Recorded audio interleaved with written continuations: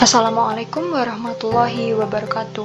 Perkenalkan, kami dari kelompok SMA Negeri 5 Tegal akan memaparkan pembelajaran berdiferensiasi topik 1 demonstrasi kontekstual yang beranggotakan Kinayatul Karomah, Imaniar Salwanabila, Mufti Falah, Nandari Badul Hilda, dan Putri Aini Asaka. Pengertian pembelajaran berdiferensiasi.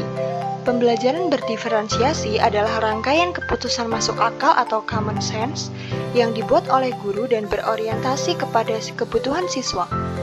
Pembelajaran berdiferensiasi memberikan keleluasaan dan mampu mengakomodir kebutuhan siswanya untuk meningkatkan potensi dirinya sesuai dengan kesiapan belajar, minat, dan profil belajar peserta didik yang berbeda-beda. Aspek-aspek dalam pembelajaran berdiferensiasi ada 4. Pertama, konten atau isi, yang kedua, proses, yang ketiga, produk, dan yang keempat adalah lingkungan belajar. Konten atau isi. Guru dapat melakukan modifikasi dalam pembelajaran di kelas, namun guru juga perlu memperhatikan kebutuhan belajar siswa. Strategi pembelajaran berdiferensiasi konten memiliki aspek kesiapan belajar peserta didik, minat, dan profil pelajar. Kemudian proses, siswa belajar hal baru dengan didampingi oleh guru yang memfasilitasi pembelajaran. Produk, tugas pembelajaran siswa untuk mendapatkan hasil belajar yang baik. Tugas dan penilaian dibuat secara beragam, namun tetap mengacu pada tujuan pembelajaran. Kemudian lingkungan belajar. Lingkungan belajar yang kondusif dan nyaman tentu dapat membuat siswa menjadi lebih fokus untuk mengikuti pembelajaran. Lingkungan belajar yang mendukung sangat membantu terlaksananya pembelajaran berdiferensiasi.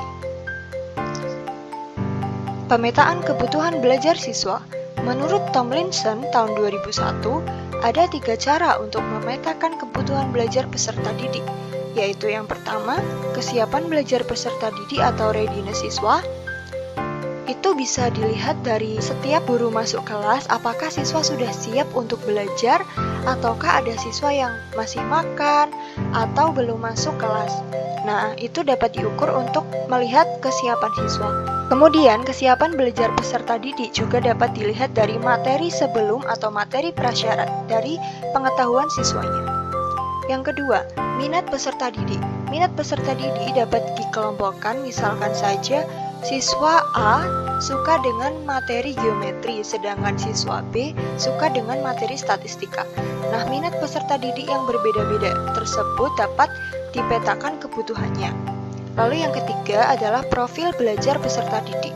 Teori-teori yang melatar belakangi perlunya pembelajaran berdiferensiasi ada 4. Yang pertama yaitu teori sistem ekologi. Teori ini menjelaskan tentang perkembangan individu dalam interaksinya dengan lingkungan di luar dirinya secara terus-menerus mempengaruhi segala aspek perkembangan. Lingkungan tersebut dikelompokkan menjadi 5, yaitu mikrosistem, mesosistem, ekosistem, makrosistem, dan kronosistem. Mikrosistem yaitu kondisi yang melatar belakangi anak hidup dan berinteraksi dengan orang lain, seperti berinteraksi dengan orang tua, teman sebaya, tetangga, dan juga teman sekolah. Yang kedua, mesosistem adalah hubungan antara mikrosistem, contohnya interaksi antara orang tua dan guru saat di sekolah. Yang ketiga, ekosistem. Ekosistem yaitu sejumlah kondisi yang mempengaruhi perkembangan anak di lingkungan rumah, tetapi anak tidak terlibat secara langsung. Contohnya, karena terlahir dari keluarga yang tidak berkecukupan, seorang anak memutuskan untuk berhenti sekolah dan lebih memilih untuk bekerja. Yang keempat yaitu makrosistem.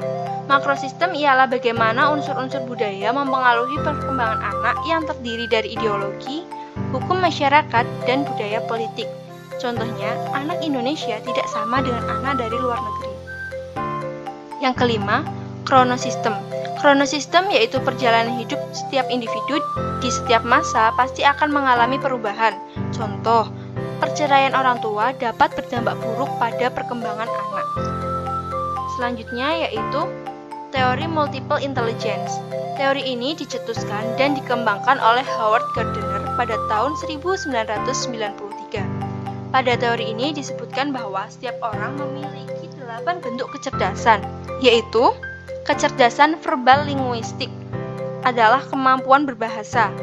Yang kedua, kecerdasan logis matematis, yaitu kemampuan mengolah angka, matematika, dan juga logika. Yang ketiga, kecerdasan spasial visual, yaitu kemampuan dalam bidang ruang dan gambar. Yang keempat, kecerdasan kinestetik jasmani, atau kemampuan dalam koordinasi anggota tubuh dan keseimbangan. Yang kelima, kecerdasan musikal. Kecerdasan musikal ini berkaitan dengan kemampuan siswa dalam menggunakan alat musik dan mengetahui tentang nada. Kecerdasan interpersonal atau kemampuan memahami diri sendiri dan memotivasi diri. Selanjutnya, kecerdasan intrapersonal yaitu kemampuan berinteraksi dengan orang lain, dan yang terakhir adalah kecerdasan naturalis atau kemampuan untuk mengenali dan mengkategorikan benda-benda alam. Teori selanjutnya yaitu teori Zone of Proximal atau ZPD, yaitu zona antara tingkat perkembangan aktual dan tingkat perkembangan potensial.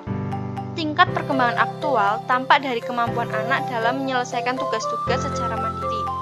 Tingkat perkembangan potensial tampak dari kemampuan anak menyelesaikan tugas atau memecahkan masalah dengan bantuan orang dewasa.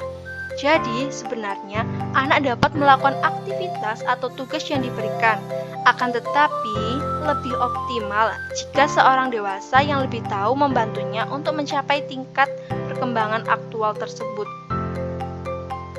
Teori selanjutnya yaitu teori learning modalities. Learning modalities adalah kemampuan anak dalam memahami suatu informasi, atau lebih dikenal dengan VAK, yaitu visual, auditory, dan juga kinestetik. Visual yaitu siswa lebih mudah belajar ketika diberikan sebuah gambar, video, PowerPoint, ataupun ilustrasi. Auditory yaitu siswa yang lebih suka belajar melalui grup diskusi ataupun podcast dan lain sebagainya. Dan yang terakhir, kinestetik. Kinestetik itu bisa melalui role playing, note taking, hands-on activity, dan walking meeting.